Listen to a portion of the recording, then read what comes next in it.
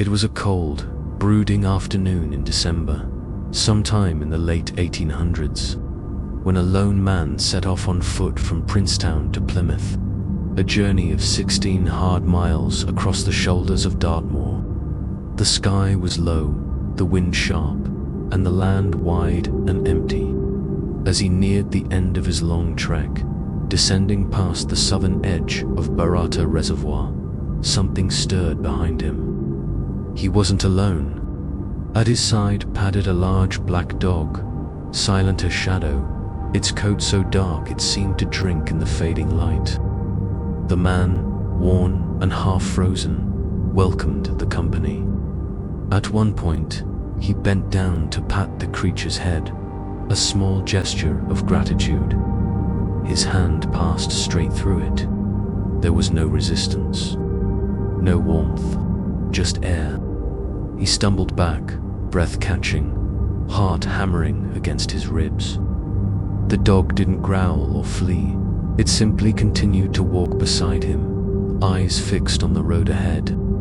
A few minutes later, as he approached a narrow bend near a ditch, a flash of lightning split the sky with no warning, followed instantly by a thunderclap so loud it shook the earth. The man collapsed. Whether from fear, force, or something else entirely, he tumbled into the ditch and lay there through the freezing night. He was found the next morning, unconscious, half buried in frost, but alive. He awoke days later, shaken to his core and unable to fully explain what had happened. Locals, however, knew the place. They told him, grim-faced, that the spot where he fell had long been haunted.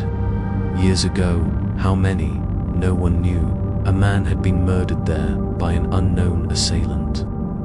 His faithful dog had been left behind, howling on the moor. Since then, travelers along the road between Burrator and Plymouth had whispered of the black dog, a ghostly hound seen pacing the verges, eyes glowing in mist, always searching not for comfort, but for revenge.